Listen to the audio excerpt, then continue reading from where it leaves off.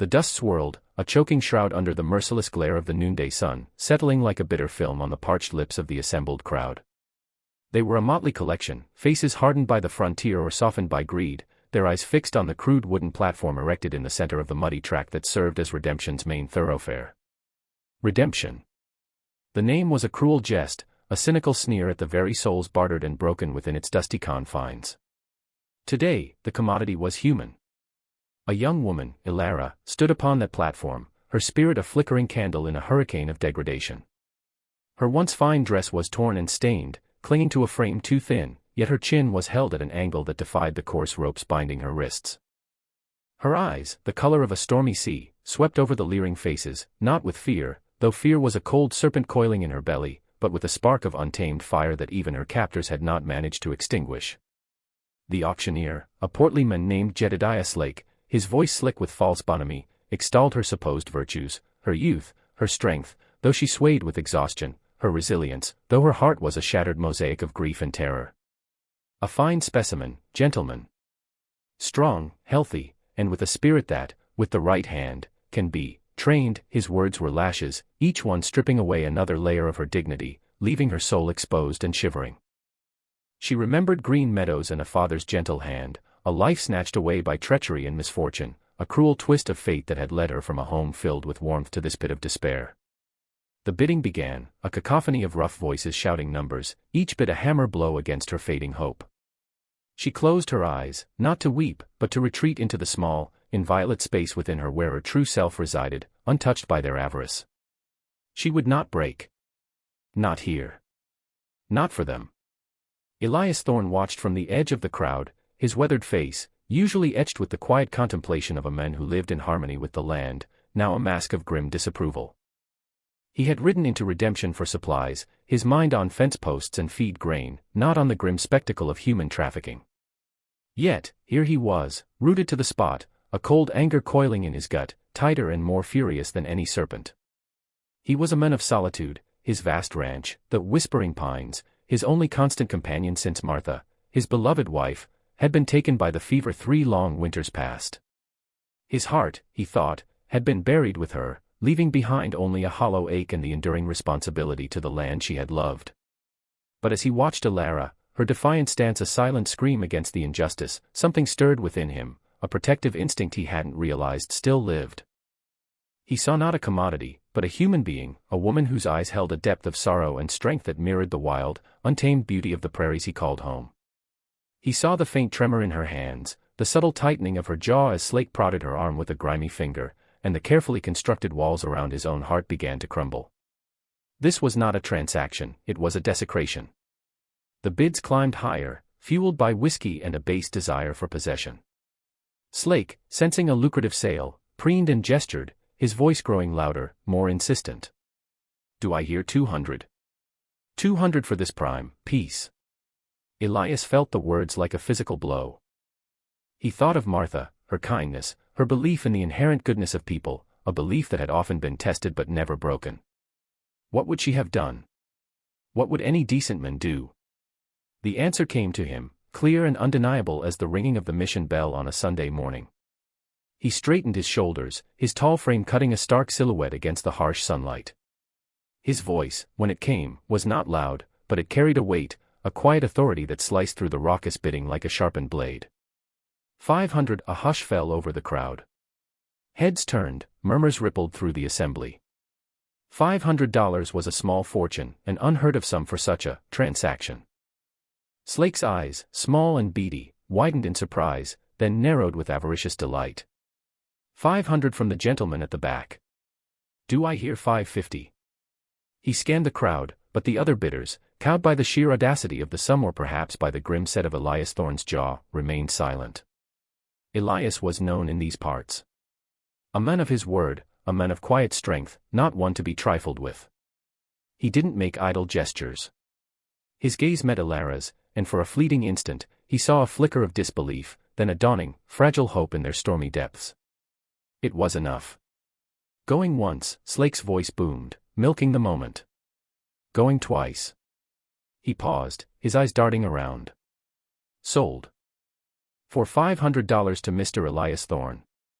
A gavel that wasn't there seemed to fall, sealing the pronouncement. The crowd began to disperse, some grumbling about the price, others whispering about Thorne's motives. Elias moved forward, parting the remaining onlookers, his eyes never leaving Ilara. He ignored Slake, who was already counting the imaginary coins, and approached the platform. He didn't offer a hand to help her down, he simply looked at the ropes binding her wrists, his expression unreadable. Then, he drew a small, sharp knife from his belt. The sunlight glinted on the steel.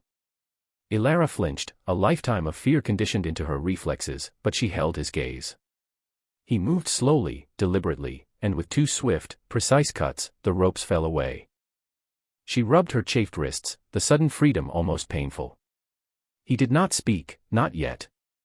He merely stood there, a bulwark against the receding tide of humanity, his presence a silent promise of something she dared not yet name. The air was thick with unspoken questions, with the stench of the auction and the faint, clean scent of pine and leather that clung to him. This was not the end of her ordeal, she knew, but perhaps, just perhaps, it was the beginning of something else.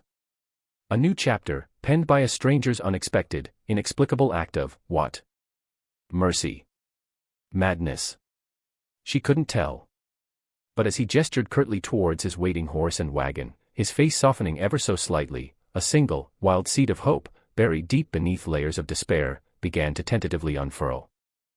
The dust of redemption still clung to her, but for the first time in what felt like an eternity, she felt a breath of cleaner air. Elias Thorne helped Ilara onto the sturdy wagon seat with a gruff courtesy that was more respectful than any flowery words could have been. He didn't touch her more than necessary, a subtle acknowledgement of the violation she had just endured. His silence was a balm, a stark contrast to the leering pronouncements of the auctioneer. He climbed up beside her, took the reins, and with a soft click of his tongue, urged the horses forward. The wagon wheels crunched over the rutted track, leaving redemption and its suffocating miasma of human cruelty behind them. Ilara sat ramrod straight, her hands clasped tightly in her lap, her gaze fixed on the endless horizon that stretched before them. The landscape began to change, the dusty, barren outskirts of the town giving way to rolling grasslands dotted with hardy wildflowers, their colors a defiant splash against the muted greens and browns. The air grew cleaner, fresher, carrying the scent of sage and distant rain. Still, Elias did not speak, allowing the silence to stretch, to breathe, to become a space where she might begin to shed the horrors of the recent past. He glanced at her occasionally from the corner of his eye, noting the way she flinched at sudden noises, the way her shoulders remained tensed, as if expecting a blow. Her pride was a fragile shield, but it was there, in the set of her jaw, in the unwavering focus of her gaze. He recognized that kind of resilience, it was the same spirit that allowed life to endure in this harsh, beautiful land. After an hour, as the sun began its slow descent, painting the sky in hues of orange and purple, he finally broke the silence. His voice was low, measured. My ranch is called Whispering Pines. It's another 2 hours, perhaps. There's a good spring there. Clean water. He offered the information simply, without expectation of a response. Ilara turned her head slowly, her stormy eyes meeting his. They were shadowed with exhaustion and a deep weariness that tore at something within him. Why, she asked, her voice raspy from disuse and dehydration, the single word encompassing a universe of questions. Why had he done it? Why her? What did he expect? Elias considered his answer carefully. He could speak of morality, of injustice, but he sensed that such words would sound hollow to someone who had experienced the very worst of humanity. Instead, he kept it simple, honest. Because what they were doing was wrong. No person should be bought or sold. Her eyes searched his face, looking for a lie, a hidden motive, the predatory gleam she had seen in so many men's eyes. She found only a deep-seated weariness that matched her own, and a quiet resolve that seemed as solid as the distant mountains. What do you want from me? She pressed, her voice a little stronger now, tinged with a desperate need to understand the terms of this new, unasked-for arrangement. Elias looked away, towards the sprawling vista. Nothing you are not willing to give freely, he said, his gaze distant. A roof. Food. Safety. Beyond that. He paused. Beyond that, you owe me nothing. When you are strong enough, you are free to leave. Or free to stay, if you find a reason to freedom. The word hung in the air, almost unbelievable. She had been property, a thing to be bartered, And now this stranger spoke of freedom as if it were a simple commodity he could bestow. She didn't trust it, not yet. Trust was a luxury she could no longer afford. But the quiet certainty in his voice, the absence of any demand, any hint of lechery, was a crack of light in her darkened world. They rode on, the silence returning, but this time it felt different, less fraught with tension, more contemplative. As dusk deepened, Elias pointed. There. Whispering Pines, in the twilight, she could make out the dark shapes of buildings nestled in a shallow valley, surrounded by a stand of tall pine trees whose needles seemed to murmur in the evening breeze. A light glowed warmly from the window of the main house, a beacon in the gathering dark. It looked peaceful. A word she hadn't dared associate with her existence for a very long time. As they drew closer, a figure emerged from the house, a woman of comfortable build, her silver hair pulled back in a neat bun. This was Martha, Elias's housekeeper, though she was more family than employee. She had been with him since his own Martha had passed, a steady, comforting presence in the quiet emptiness of the ranch. Martha watched the wagon approach, her expression initially curious, then concerned as she saw Elara, her torn dress, her pale, haunted face. Elias reined in the horses. "Martha, this is..." "Elara," he said, the hesitation in his voice indicating the unusual circumstances. "She'll be staying with us for a while." Martha's gaze, shrewd but kind, assessed Elara in an instant, taking in the signs of hardship, the underlying spirit. There was no judgment in her eyes, only a quiet compassion. "Welcome to Whispering Pines, child," she said, her voice warm and welcoming. "You look like you could use a hot meal and a soft bed." Elara found herself speechless. The simple kindness, after so much brutality, was overwhelming. She could only nod, a lump forming in her throat. Elias helped her down from the wagon, his touch still impersonal but supportive. "Martha will see to you," he said. "The room at the end of the hall is prepared." "It's quiet there." He looked at Elara, a hint of something unreadable in his eyes. "Rest. We can talk more tomorrow, if you wish." Elara followed Martha into the house. It was clean, simply furnished, but filled with a sense of warmth and order. The aroma of baking bread and stew filled the air, a comforting, domestic scent that was achingly familiar, a ghost of a life she thought lost forever. Martha led her to a small, neat room. A fresh nightgown was laid out on the bed, and a pitcher of water and a basin stood on a washstand. "The stew will be ready soon," Martha said gently. "But you get yourself settled first. There's hot water in the kitchen if you'd like a proper wash." She paused at the door. "No one will bother you here, child. You're safe." Safe. Another word that felt alien, yet here, in this quiet house, under the kind gaze of this woman, it felt possible. After Martha left, Elara stood in the center of the room for a long moment, simply breathing. Then, slowly, she began to remove the tattered remnants of her old life, the dress that bore the stains of her captivity. The act was symbolic, a shedding of a skin that no longer fit. The ordeal was far from over, the future uncertain, but for the first time in what felt like an age, a fragile tendril of peace began to uncoil within her. Whispering Pines. Perhaps it could be more than just a name. The first few days at Whispering Pines passed in a blur of exhaustion and wary observation for Elara. She slept deeply, the kind of sleep that follows immense trauma, her body and mind seeking refuge in oblivion. When awake, she moved about the house and its immediate surroundings like a ghost, silent and watchful, her senses on high alert for any sign of threat. Martha, with a wisdom born of years and a compassionate heart, left her mostly to herself, ensuring there was always food available, fresh water, and a clean, quiet space. She spoke to Elara in gentle tones, asking nothing, offering simple comforts. Elias, too, kept his distance, though Elara was always aware of his presence. She would see him from her window, working with the horses, mending fences, his movements economical and purposeful. He never approached her directly unless necessary, and when he did, his voice was always quiet, his eyes holding a respectful distance. He would nod a greeting, perhaps make a comment about the weather, and then move on, leaving her to the sanctuary of her own thoughts. Slowly, tentatively, the tight coil of fear within Elara began to loosen. The relentless kindness, the absence of demand, was a language her bruised spirit was slowly beginning to understand. She started by helping Martha in the kitchen, small tasks at first, peeling vegetables, setting the table. Martha accepted her help with a quiet smile, making no fuss, allowing Ilara to set her own pace.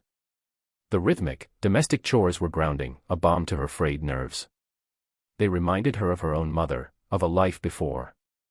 One afternoon, as she was kneading dough, her hands moving with a forgotten familiarity, Martha spoke. "You have good hands for baking, child." Strong and gentle, Ilara paused, a faint flush rising on her cheeks. "My mother taught me," she said, her voice barely a whisper. It was one of the first voluntary pieces of information she had offered about herself. Martha simply nodded. "A good skill to have. Feeds the body and the soul." I always say. Elias would join them for meals, usually silent, his mind often on the ranch. But Ilara noticed he always waited for her to begin eating, a small, almost imperceptible gesture of courtesy.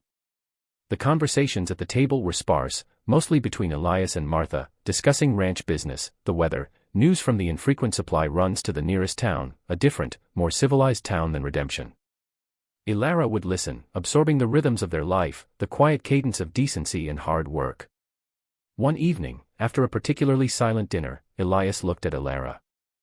"The mare, Bess, foaled last night," he said. "A fine colt. Strong legs." He paused. "Perhaps you'd like to see him in the morning." The invitation was unexpected. Animals had always been a source of comfort to Ilara. She nodded, a small, almost shy gesture. "I would like that," she replied. The next morning, Elias led her to the stables. The air was cool and sweet with the scent of hay and horses. In a clean, straw-filled stall, the mare stood protectively over her newborn foal, who was already attempting to stand on wobbly legs. Ilara approached slowly, her hand outstretched. The mare watched her, but there was no fear in her eyes, only a maternal caution. Ilara spoke softly to the horse, her voice gentle, soothing. The foal, after a few clumsy attempts, managed to get to its feet, nuzzling its mother. A small, genuine smile touched Ilara's lips, the first Elias had seen.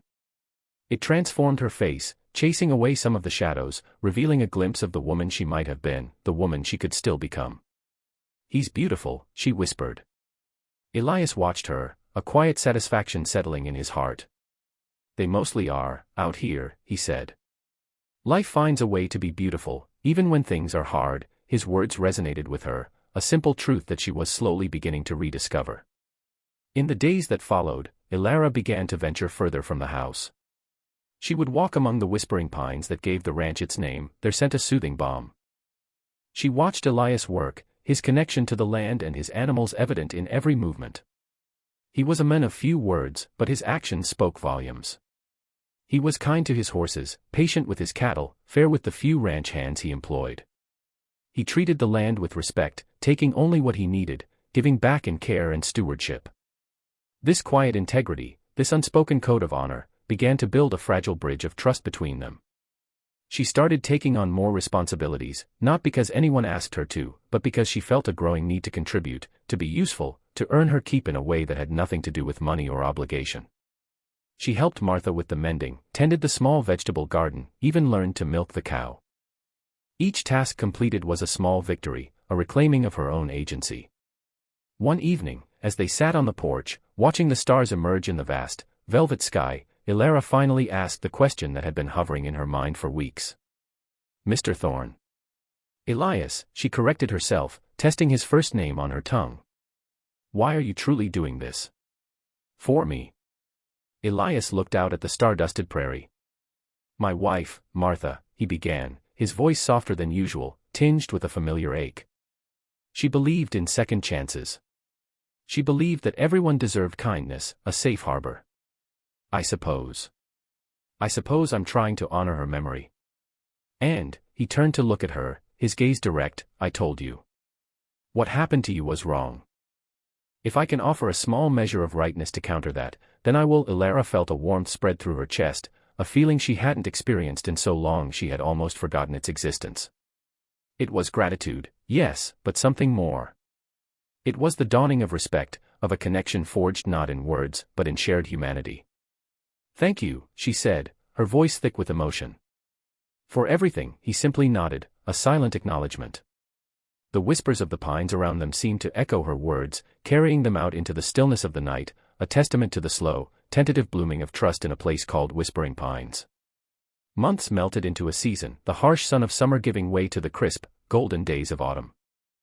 Ilara had settled into a rhythm at Whispering Pines, a quiet routine that was slowly healing the raw edges of her trauma.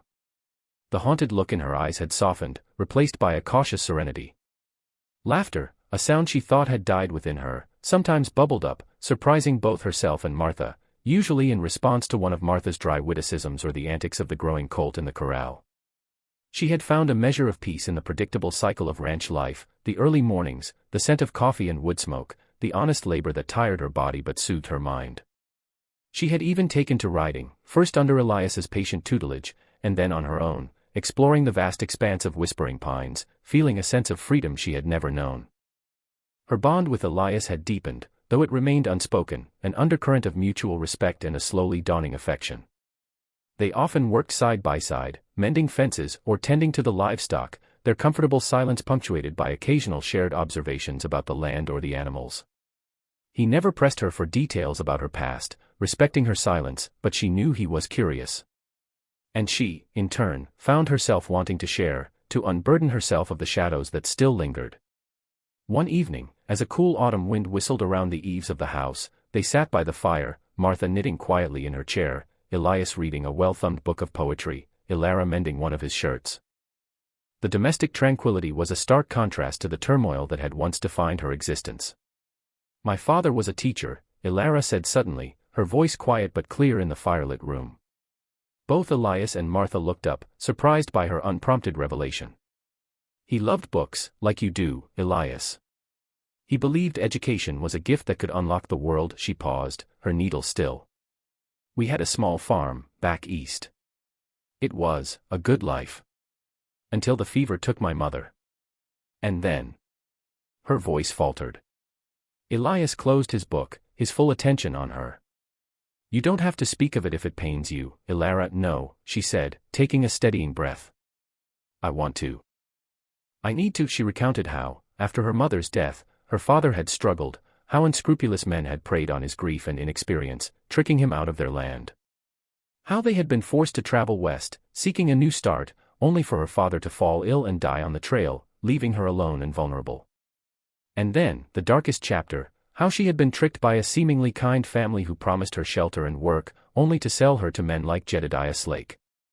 As she spoke, the horrors of her past seemed to fill the room, a chilling reminder of the cruelty that lay beyond the sanctuary of Whispering Pines. Martha's knitting needles stilled, her eyes filled with sorrow. Elias's face was grim, his jaw tight, a muscle working in his cheek. When she finished, a heavy silence descended, broken only by the crackling of the fire. "They took everything," Ilara whispered, the pain raw in her voice.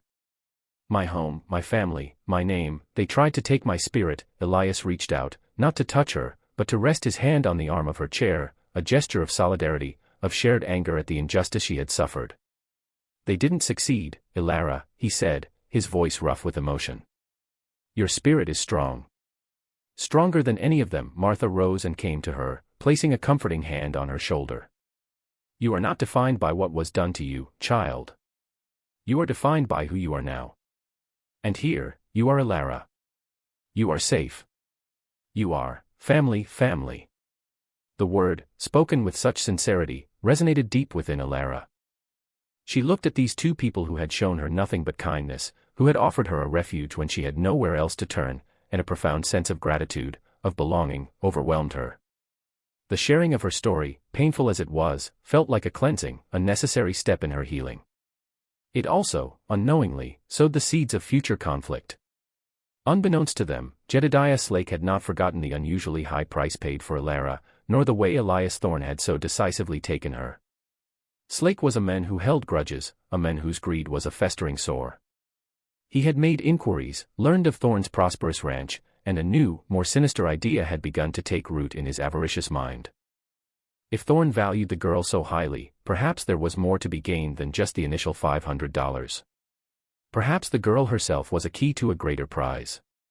He had bided his time, waiting, watching. Word traveled slowly in the vastness of the territory, but it traveled. Whispers of a beautiful young woman living at Whispering Pines, a woman who seemed to be more than just a hired hand to the widower rancher. These whispers eventually reached the ears of another man, Silas Blackwood, the very men who had initially acquired Ilara through treachery and deceit before passing her on to the auction circuit. Blackwood was a colder, more ruthless predator than Slake, a man who viewed people as mere pawns in his schemes. He had considered Ilara a lost investment, written off, until Slake, seeking a powerful and unscrupulous ally, had sought him out. The news that Ilara was not only alive but seemingly thriving under Thorne's protection sparked a dangerous interest in Blackwood. He saw an opportunity, not just to reclaim what he considered his property, but perhaps to extort the wealthy rancher, or even seize the ranch itself. The shadows of Ilara's past were gathering, unseen by the inhabitants of Whispering Pines, stretching long and dark towards the sanctuary they had built. The peace they had found was fragile, about to be tested by the resurgence of a wickedness they thought they had left behind. The autumn winds carried not just the scent of pine and wood smoke, but also the faint, premonitory chill of approaching danger. The first sign of trouble came subtly, like the shift in the wind before a storm. One of Elias's ranch hands, young Tom, reported seeing unfamiliar riders near the southern boundary of Whispering Pines, men who didn't look like ordinary travelers or cowpokes. They were hard-faced, watchful, and they melted away when approached. Elias listened, his brow furrowed. He'd lived on this land long enough to know its rhythms, to sense when something was amiss. He increased the vigilance, instructing his men to be cautious, to report anything unusual. A disquiet settled over the ranch, an unspoken tension that pricked at the edges of their newfound peace. Ilara felt it too. The shadows that had receded began to creep back into her thoughts. She found herself scanning the horizon more often, her ears straining for unfamiliar sounds. The freedom she had begun to embrace now felt tinged with a new anxiety. She tried to dismiss it as a lingering effect of her past trauma, but a cold knot of foreboding tightened in her stomach. Elias, noticing her unease, tried to reassure her. "We're prepared for trouble, Ilara. This land can be hard, but we know how to protect what's ours." His words were meant to comfort, but they also acknowledged the unspoken threat. What's ours now implicitly included her, a fact that warmed her even as fear gnawed at her. One afternoon, Elias rode out to check a distant line cabin, taking Tom with him. He expected to be back by nightfall. Martha was in the root cellar, sorting potatoes, and Ilara was tending the chickens near the barn. The air was still, unnaturally so, the sky a bruised purple in the west. A sudden nervousness, sharp and insistent, made Ilara pause. She looked around. The horses in the corral were restless, ears twitching, snorting uneasily. An instinct, honed by months of living on the edge of survival, screamed a warning. She hurried towards the house, her heart pounding. As she reached the porch, she saw them, 3 riders emerging from the stand of pines at the edge of the clearing. They were not familiar. One was portly, with a florid, unpleasant face she recognized with a sickening lurch, Jedediah Slake. The man beside him was taller, leaner, with cold, reptilian eyes that seemed to strip her bare. Silas Blackwood. The name seared through her mind, a brand of pure terror. He was the architect of her deepest nightmare, the man who had stolen her future and sold her into degradation. The third man was a hired gun, his face impassive, his hand resting near the pistol on his hip. Well, what have we here?" Slake's oily voice carried across the yard, dripping with false congeniality. The little songbird, looking quite plump and well-kept. "Thorne certainly has taken good care of our investment, wouldn't you say, Blackwood?" Blackwood didn't speak, his gaze fixed on Ilara, a chilling smile playing on his lips. It was a smile that promised pain, a smile that reveled in power. Ilara stood frozen on the porch, her blood turning to ice. This was it. The past had caught up with her. The sanctuary of Whispering Pines was about to be violated. Her first instinct was to run, to hide, but where? And what about Martha? She was alone, defenseless. Then, a spark of the old defiance flickered within her. She would not cower. Not again. She lifted her chin, her eyes, though wide with fear, meeting Blackwood's gaze directly. "What do you want?" she demanded, her voice trembling slightly but firm. "Want?" Blackwood finally spoke, his voice smooth, cultured, yet laced with menace. "My dear Ilara, a curious question. I've come for what is mine." You, Martha, hearing the voices, emerged from the root cellar, blinking in the dimming light. She saw the men, saw the look on Ilara's face, and her kindly expression hardened into one of fierce protectiveness. "You have no business here," Martha stated, her voice surprisingly strong. "This is Thorne property, and that young lady is under Mr. Thorne's protection. You'd best be on your way before he returns," Slake chuckled. "Feisty old woman, isn't she? Thorne ain't here, Granny. We made sure of that. It's just us and the girl." Blackwood dismounted, his movements fluid, predatory. He took a step towards the porch. "We can do this easy, Elara, or we can do this hard. The choice, as they say, is yours. But either way, you're coming with me." Fear threatened to paralyze Elara, but Martha's courage, her steadfast presence, lent her a sliver of strength. "I am not yours," Elara said, her voice gaining conviction. "I am not a piece of property.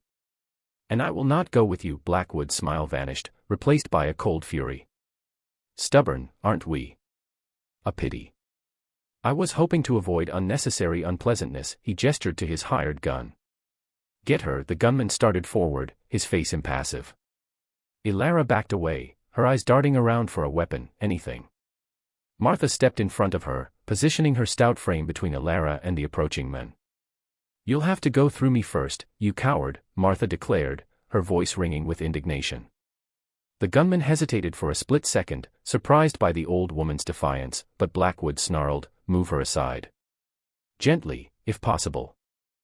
We don't need to add murder to the bill, unless necessary." Just as the gunman reached for Martha, a shout echoed from the direction of the stables. "Hold it right there." It was Elias. He and Tom had circled back, their return hastened by an uneasy feeling, arriving not a moment too soon. Elias stood at the corner of the barn, his rifle leveled, his face a thundercloud of righteous fury. Tom was beside him, also armed.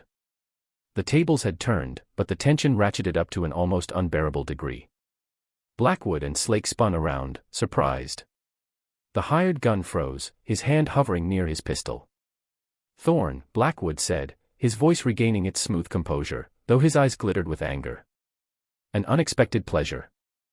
We were just reacquainting ourselves with Miss Elara." "She's not Miss Elara to you," Elias bit out, his voice cold as steel. "And you're trespassing." "Get off my land," Slake, ever the opportunist, tried to bluster. "Now see here, Thorne, this girl is stolen property. We have a claim." "You have no claim," Elias interrupted, his gaze unwavering. "She is a free woman, under my protection. And you will leave now, or you will be carried out." The air crackled with unspoken violence. Four armed men, two women caught in the middle, the fate of Elara hanging precariously in the balance. The gathering storm had finally broken, and its fury was about to be unleashed upon Whispering Pines. Elara watched Elias, her heart swelling with a mixture of terror and profound gratitude. He was standing against them, for her. He was her shield, her champion. Whatever happened next, she knew she was no longer alone in her fight. The silence that descended upon the yard at Whispering Pines was thick enough to cut with a knife, heavy with the threat of imminent violence. Elias Thorne's rifle remained steady, aimed squarely at Silas Blackwood's chest, his eyes glacial. Tom, though young, mirrored his employer's resolve, his own shotgun held with a firmness that belied his years. On the porch, Elara stood frozen, Martha's protective arm still around her, the two women a silent testament to the stakes of this confrontation. Blackwood's handsome face was a mask of controlled fury, the civilized veneer cracking to reveal the ruthless predator beneath. Slake, by contrast, looked distinctly uncomfortable, his eyes darting between Elias's rifle and the potential escape route back towards the trees. The hired gun, a man named Pike, remained impassive, his gaze flicking between Elias and Blackwood, waiting for a command, his professionalism a cold, calculating counterpoint to the raw emotion of the moment. "Property, Thorne." Blackwood finally sneered, his voice dripping with contempt. "You speak of her as if she were a stray calf you found on your range. She was mine, bought and paid for, long before your misplaced gallantry." "I have papers." "Your papers are meaningless here," Elias stated, his voice low and dangerous. "This is my land, and on my land, human beings are not property. She is a guest in my home." "A free woman, a free woman." Blackwood laughed, a harsh, grating sound. "She is a runaway, a thief who stole herself from her rightful owner. The law is on my side, Thorne." Even out here in this godforsaken wilderness, there are laws, there is also justice, Elias countered, and a moral law that supersedes your kind of paper-shuffling thievery. You deal in human misery, Blackwood. That's a currency I don't recognize. Elara felt a surge of strength at Elias's words. He wasn't just defending her, he was defending a principle, a belief in the inherent dignity of every individual. It was the core of his being, the bedrock of his character, and in that moment, her admiration for him, already profound, deepened into something akin to love. She found her voice, clear and strong, cutting through the tense standoff. I was never yours to own, Silas Blackwood. You tricked my father, you stole my life. That doesn't make you my owner. It makes you a criminal. Blackwood's eyes snapped to her, blazing with a sudden, vicious anger. You ungrateful little. He took a menacing step forward. Elias's rifle barrel twitched almost imperceptibly. Stay where you are, Blackwood. Pike, the gunman, shifted his weight, his hand inching closer to his Colt. Tom's shotgun followed the movement. I wouldn't, friend, Tom said, his young voice surprisingly steady. Slake, seeing the situation escalating beyond his control, began to sweat profusely. This was supposed to be an easy snatch and grab, perhaps some minor intimidation. He hadn't bargained for a full-blown armed standoff with a man as resolute as Thorne. Now, gentlemen, Slake blustered, trying to inject a note of conciliation. Perhaps we can discuss this reasonably. Mr. Thorne, surely you can see Mr. Blackwood's position. A financial loss, perhaps some compensation could be arranged. Elias's lip curled in disgust. You think this is about money? You think her life, her freedom, can be bartered like a sack of grain?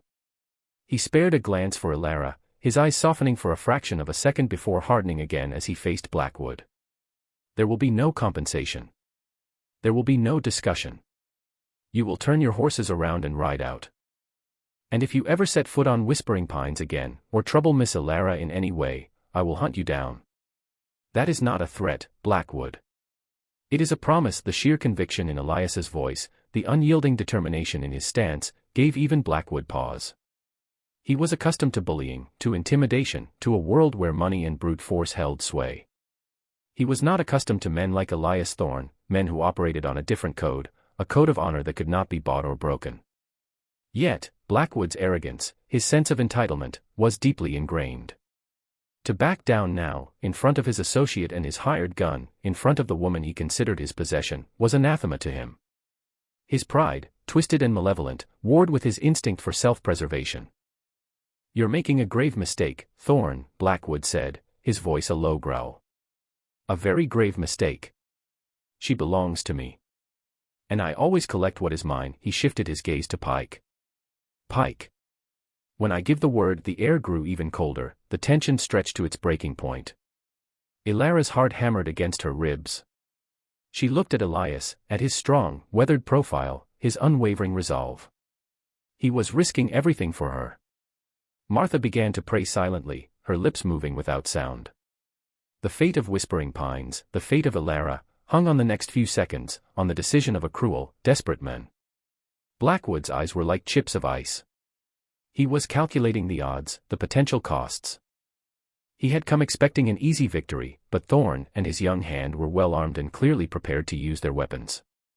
Moreover, Thorne's reputation for quiet determination was well known. A firefight here would be bloody, its outcome uncertain. And even if he succeeded in taking Elara, Thorne's promise to hunt him down carried a chilling weight. The silence stretched, each tick of an unseen clock a step closer to explosion or diffusion. Silas Blackwood's eyes, cold and calculating, darted from Elias to Tom, then briefly to Elara, a flicker of possessive fury crossing his face. He was a man accustomed to getting his way, to bending others to his will through intimidation or violence. The unyielding stance of Elias Thorne was an affront, a challenge he was ill-prepared to concede. Yet, the twin muzzles of a rifle and a shotgun, held by men who clearly meant business, were a potent argument for caution. Pike, his hired gun, remained a statue of deadly readiness, his expression unreadable, awaiting the command that would unleash chaos or signal a reluctant retreat. Slake, on the other hand, was visibly wilting, his earlier bluster replaced by a sheen of nervous sweat. He kept glancing towards the tree line, as if mentally plotting his escape route should bullets start to fly. You truly believe you can defy me, Thorne? Blackwood finally hissed, his voice low and venomous. You think your little ranch, your homespun morality, can stand against the way of the world? She is an asset, a commodity. And you are interfering with my business. Your business is filth, Elias retorted, his voice unwavering. And this is where your business ends. Here, on this land, decency prevails. Now, for the last time, Blackwood, mount your horse and leave. The very air seemed to crackle with the impending decision. Elara held her breath, her gaze fixed on Blackwood. She saw the internal struggle in his eyes, the wounded pride, the avarice, the cold assessment of risk. He was like a cornered wolf, dangerous and unpredictable. Then, with a sneer that twisted his handsome features into something ugly, Blackwood made his choice. Pike, he began, a command forming on his lips. But before he could utter it, before Pike could react, a new sound cut through the tense silence, the thundering of hooves. From the direction of the main trail leading to Whispering Pines, a small group of riders appeared, materializing from the dusky light as if summoned by the sheer intensity of the moment. They were Elias's other ranch hands, old Jed, grizzled and tough as leather, and the two younger Peterson brothers, Ben and Caleb, alerted by some sixth sense, or perhaps by young Tom's foresight in sending a discreet signal before they had confronted Blackwood's party. They rode in hard, rifles held ready, their expressions grim as they took in the scene in the yard. The balance of power shifted decisively. Blackwood, Slake, and Pike were no longer facing two armed men, they were facing five, all on their home turf, all fiercely loyal to Thorn and the sanctuary he had built. Blackwood's face paled slightly. Pike, ever the pragmatist, subtly eased his hand away from his pistol. The odds had just become impossibly long. Slake looked as if he might faint from relief or terror, it was hard to tell which. Old Jed reined in his horse beside Elias, his weathered eyes, sharp as a hawk's, fixed on Blackwood. Evening, Elias.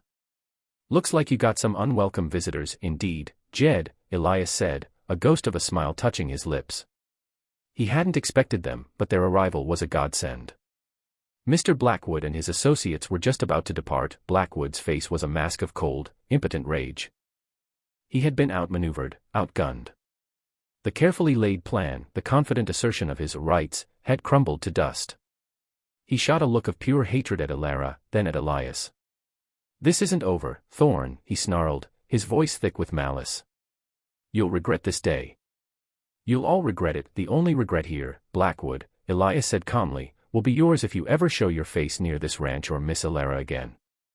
Now, go. There was no room for further argument. The threat was palpable, the resolve of the Whispering Pines men absolute. With a final, venomous glare, Blackwood turned, swung himself heavily into his saddle. Slake, scrambling with undignified haste, practically threw himself onto his horse. Pike, with a curt, almost imperceptible nod that might have been a sign of begrudging respect for Thorn's handling of the situation, mounted smoothly. The three men wheeled their horses and rode away, not at a gallop, but at a deliberate pace that attempted to preserve some shred of dignity, though none remained. They disappeared back into the shadows of the pines from whence they came, their departure leaving behind a profound, almost ringing silence. For a long moment, no one moved. Then, Elias slowly lowered his rifle, a deep sigh escaping his lips. Tom and the other ranch hands relaxed their stances, though their eyes remained watchful, scanning the tree line. Martha finally let out a shaky breath, her hand flying to her chest. Elara felt as if a tremendous weight had been lifted from her. The immediate danger had passed. She looked at Elias, her eyes shining with unshed tears, with a gratitude so immense it was beyond words. He turned to her, his face etched with concern. "Are you all right, Elara?" She could only nod, her throat too tight for speech. He took a step towards her, then another, until he stood before her on the porch. He didn't touch her, but his presence was a comforting shield.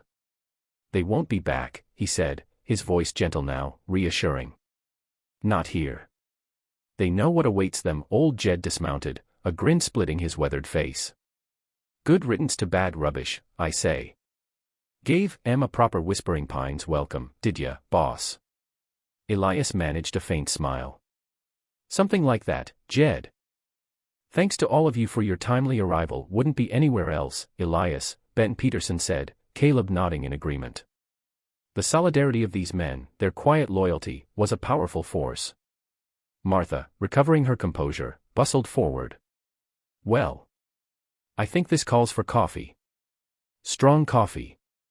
And perhaps some of that apple pie I baked this morning. We all need to settle our nerves. The suggestion of normalcy, of domestic comfort after the terrifying confrontation, was a welcome balm. As the ranch hands began to disperse, tending to their horses, their voices a low murmur of relief and continued vigilance, Elias remained with Ilara on the porch. The last rays of the setting sun painted the sky in streaks of fiery orange and soft lavender, a peaceful counterpoint to the turmoil they had just endured. He said. Ilara began, her voice still shaky. Blackwood said it wasn't over. Elias looked out towards the darkening plains, his expression thoughtful. Men like Blackwood live on threats and bitterness, Ilara. But Whispering Pines is strong. We are strong. We faced him down today. We'll face whatever comes, together. That word, more than any other, resonated in Ilara's soul. She was no longer alone, adrift in a hostile world. She had found a home, a protector, a family. The storm had passed, leaving behind a scarred landscape but also a renewed sense of hope and a bond forged in the crucible of shared danger. The reckoning had come, and they had stood firm. In the days that followed the confrontation with Blackwood, an uneasy calm settled over Whispering Pines. The immediate threat had receded, but its shadow lingered, a stark reminder of the wolves that prowled beyond their peaceful haven. Elias and his men maintained a heightened state of vigilance, patrolling the ranch boundaries more frequently, their eyes constantly scanning the horizon. Sleep, for Ilara, was initially fitful, haunted by Blackwood's venomous glare and his parting threat. Every rustle of leaves in the night, every distant coyote howl, sent a jolt of anxiety through her. But the unwavering presence of Elias, the quiet reassurance of Martha, and the visible solidarity of the ranch hands gradually began to soothe her frayed nerves. The shared experience, terrifying as it had been, had also forged an even deeper connection between Ilara and Elias. The unspoken affection that had been slowly growing between them now had a new dimension, one born of mutual reliance and profound respect. They found themselves seeking each other's company more often, not out of necessity, but out of a shared understanding, a comfort found in the simple presence of the other. One evening, a week after the incident, Ilara found Elias on the porch, staring out at the star-dusted expanse of the prairie. The night was cool, the air crisp with the scent of pine. She carried 2 mugs of steaming coffee, offering one to him. He accepted it with a grateful smile, his eyes meeting hers in the soft glow of the lamp hanging by the door. "Thank you," he said, his voice a low rumble. "Couldn't sleep?" Ilara shook her head. Too many thoughts. She sat beside him on the wooden bench, pulling her shawl tighter around her shoulders. "I keep replaying it in my mind." What he said. "It isn't over." Elias took a slow sip of his coffee. "Men like Blackwood feed on fear, Ilara. His power comes from intimidation. We took that away from him, here. He may bluster and threaten, but he knows what he'd face if he returned. But what if he tries something else?" She persisted, the worry still a small, cold knot within her. "What if he tries to use the law, like he said? His papers." Elias set his mug down, turning to face her more fully. His expression was serious, but calm. "The law in these territories can be a complicated thing, it's true. Often, it bends to the will of the powerful or the wealthy. But Blackwood's claim, based on such a vile transaction, would find little sympathy here, especially after his actions. And I have friends, influential men in the territorial capital, men who believe in justice. If it comes to that, we will fight him in the courts as well as on our own land." His confidence was a balm to her anxieties. He had thought it through, prepared for contingencies. He was not a man to be caught unawares. "You've risked so much for me, Elias," she said softly, her voice filled with emotion. "Your safety, your ranch, everything." He reached out then, his calloused hand gently covering hers where it rested on the bench. His touch was warm, reassuring, sending a shiver through her that had nothing to do with the night air. "Some things are worth risking everything for, Ilara," he said, his gaze direct, holding hers. "Your freedom. Your safety. Your happiness." The unspoken words hung between them, potent and undeniable. The connection they shared was no longer just about protection or gratitude, it was something deeper, more personal, a burgeoning love that had taken root in the fertile soil of shared adversity and mutual respect. I don't know how I can ever repay you," she whispered, her eyes glistening. Elias's thumb gently stroked the back of her hand. There is no repayment needed, Ilara. Your presence here, the way you've brought light back into this old house, the courage you've shown, that is more than enough. He paused, then continued, his voice softer. Martha, my late wife, she used to say that home isn't just a place, it's the people you share it with. People who make you feel safe, understood. People who become your chosen family. Ilara's heart swelled at his words. Chosen family. That's what they had become. She, Elias, and dear Martha. A small, unconventional family, bound not by blood, but by circumstance, by kindness, by a shared belief in the better angels of human nature. Whispering Pines, it feels like home to me now, Elias, she admitted, the words a quiet confession. More than any place I've ever known. A slow smile spread across Elias's face, a genuine, warm smile that crinkled the corners of his eyes and softened the rugged lines of his weathered features. I'm glad to hear that, Ilara. Very glad. They sat in comfortable silence for a while longer, watching the stars, the vastness of the universe a silent witness to the quiet unfolding of their hearts. The scars of the past remained, for both of them, but they were no longer debilitating wounds. They were reminders of battles fought and survived, testaments to their resilience. And in the shared sanctuary of Whispering Pines, those scars were slowly being overshadowed by the healing power of love, trust, and belonging. The threat of Blackwood still existed, a distant rumble of thunder, but within the fortress of their growing bond, they found the strength to face whatever the future might hold, secure in the knowledge that they would face it together. The ordeal had tested them, pushed them to their limits, but it had also stripped away pretense, revealing the true character of each, and in doing so, had bound them inextricably. The quiet heroism of Elias, the resilient spirit of Ilara, the steadfast loyalty of Martha, these were the foundations upon which their new life was being built, a life richer and more meaningful for the trials they had overcome. The seasons turned once more at Whispering Pines, autumn's gold giving way to the stark, white beauty of winter, and then blooming into the vibrant promise of spring. The memory of Blackwood's intrusion faded, not into oblivion, but into a scar that, while still visible, no longer ached with the same intensity. Life on the ranch continued, its rhythms a comforting constant. Ilara had fully embraced her place at Whispering Pines, no longer a hesitant guest but an integral part of its heart and soul.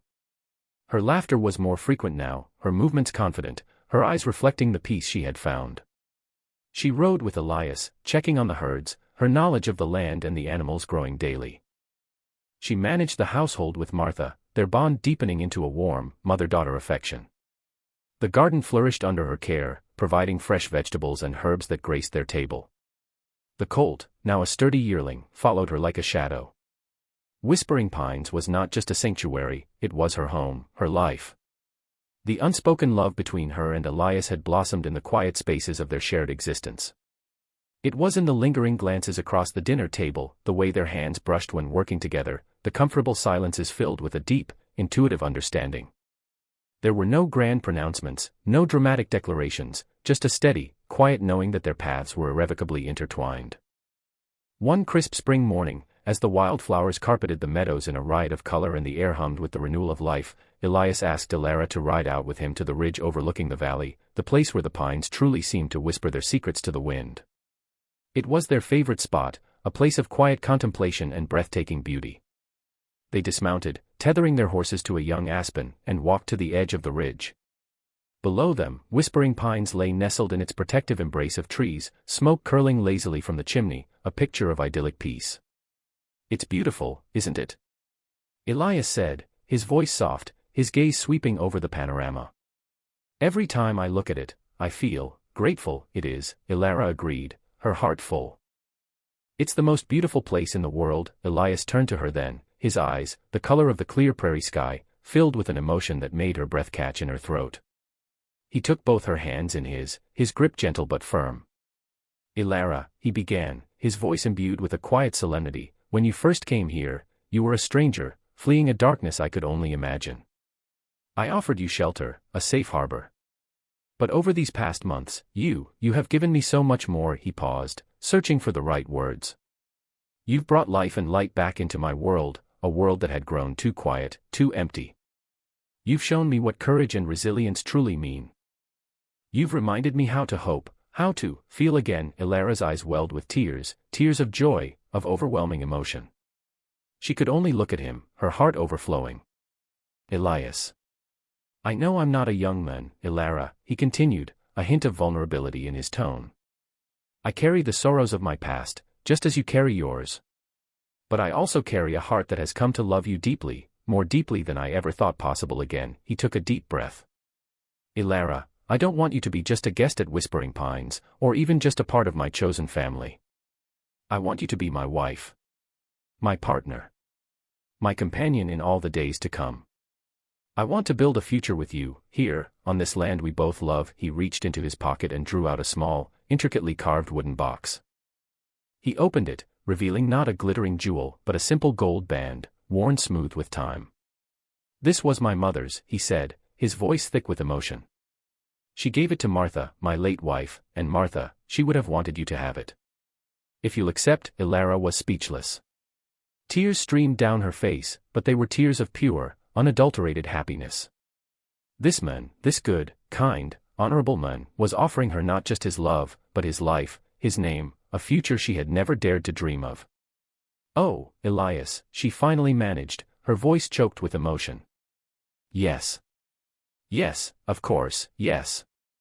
A radiant smile broke across Elias's face, chasing away the last vestiges of his vulnerability. He slipped the ring onto her finger. It fit perfectly.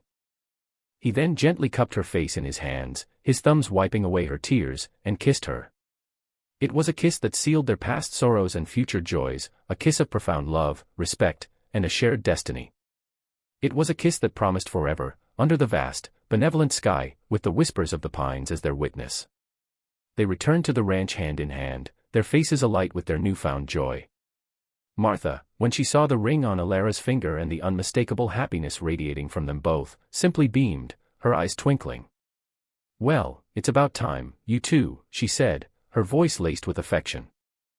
I was beginning to think I'd have to knock your heads together. The wedding was a simple affair, held in the meadow by the creek, under the shade of an ancient cottonwood tree. The few loyal ranch hands were there, along with the circuit preacher who happened to be passing through. Martha stood beside Ilara, her face glowing with pride. Ilara wore a simple dress of pale blue, a color that matched her eyes when they shone with happiness, her hair adorned with wildflowers. Elias, in his Sunday best, looked at his bride with an expression of such profound love and adoration that it brought tears to Martha's eyes. They exchanged their vows, simple words spoken from the heart, promises of love, fidelity, and companionship, for all their days. As they were pronounced man and wife, a cheer went up from the small assembly. Whispering Pines was no longer just a ranch, it was the heart of a new family, a testament to the enduring power of love and second chances. The shadows of the past had finally, truly, receded, banished by the bright dawn of their shared future. The evil that had once threatened to consume Ilara had been overcome, not by violence alone, but by the quiet, steadfast forces of goodness, courage, and unwavering love. Their new beginning had truly begun. The years flowed by like the clear, steady waters of the creek that nourished Whispering Pines, each season bringing its own challenges and rewards, its own measure of joy and quiet contentment. Elias and Ilara Thorne built a life together that was as strong and enduring as the ancient pines surrounding their home. Their love, forged in adversity and tempered by shared experience, deepened with each passing year, a quiet flame that warmed all who came within its glow. Whispering Pines flourished under their stewardship. The herds grew, the land prospered, not through ruthless exploitation, but through careful husbandry and a profound respect for the natural world. Elias, with Ilara's insightful counsel, became a respected figure in the growing territory, known for his wisdom, his fairness, and his unwavering integrity. He served for a time on the territorial council, advocating for the rights of small landowners and for policies that promoted sustainable growth, always remembering the lessons of injustice he had witnessed and fought against. Ilara, no longer the haunted survivor but a woman of quiet strength and profound compassion, became the heart of Whispering Pines. Her kindness was a beacon, drawing people to her. She never forgot the darkness of her past, but she used it not as a source of bitterness, but as a wellspring of empathy. She taught the children of the ranch hands, her lessons filled not just with letters and numbers, but with stories of courage, resilience, and the importance of treating every living being with dignity. She became a skilled healer, her knowledge of herbs and her gentle touch sought after by many in the sparsely populated region. Their home was always open, a place of welcome and refuge for those in need, a testament to the belief that had brought them together, that everyone deserved a second chance, a safe harbor. Martha remained with them, a cherished member of their family, her wisdom and dry humor a constant delight until she passed peacefully in her sleep at a ripe old age, surrounded by the love of those she considered her own. Elias and Ilara were blessed with children, 2 sons and a daughter, who grew up strong and kind, imbued with their parents' values. They learned to ride before they could walk properly, to respect the land, to work hard, and to treat others with fairness and compassion.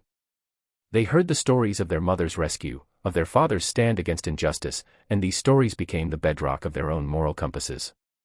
The threat of Silas Blackwood and Jedediah Slake faded into a distant, unpleasant memory. Word eventually reached them that Slake had died of drink in a dusty, forgotten town, his ill-gotten gains squandered. Blackwood, it was rumored, had overreached himself in some nefarious scheme further west and met a violent end, a fitting conclusion for a man who lived by preying on others. Their evil had consumed them, while the goodness sown at Whispering Pines continued to bear fruit. Decades passed. Elias and Ilara grew old together, their hair turning to silver, their steps slower, but their love for each other and for their home as vibrant as ever. They saw their children marry and have children of their own, the laughter of grandchildren echoing through the halls of the ranch house, a joyous symphony that spoke of continuity and enduring love. Whispering Pines became more than just a ranch, it became a legacy. It was a symbol of hope, a place where the broken could be mended, where justice prevailed over cruelty, and where chosen family was as strong, if not stronger, than bonds of blood. On a warm summer evening, many years after that fateful day in redemption, Elias and Ilara sat on their porch, watching the sunset paint the sky in breathtaking hues of orange, pink, and gold. They held hands, their fingers intertwined, a lifetime of shared memories passing between them in the comfortable silence. Their eldest son now managed the day-to-day operations of the ranch, his own children learning the ways of the land, just as he had.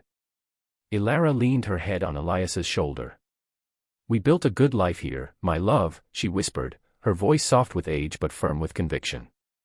Elias squeezed her hand, his eyes, still clear and full of love, gazing out at the land that had given them so much. "We did, Ilara," he replied. "We truly did. Against all odds, we found our sanctuary, and we shared it." The whispers of the pines around them seemed to carry their words, a gentle benediction on a life well lived, a love story for the ages. The legacy of Whispering Pines was not just in the land or the herds, but in the enduring spirit of kindness, courage, and unwavering hope that Elias Thorne and Ilara had planted there, a legacy that would continue to grow and flourish for generations to come, a testament to the profound truth that even in the harshest of landscapes, love and decency could not only survive but triumph, creating a new beginning that blossomed into an enduring testament to the best of the human spirit. Their story became a quiet legend in the valley, a reminder that one righteous act, one extension of compassion, could change not just one life, but the course of many, rippling outwards like water from a stone cast into a still pond, creating circles of goodness that spread far beyond their own horizon.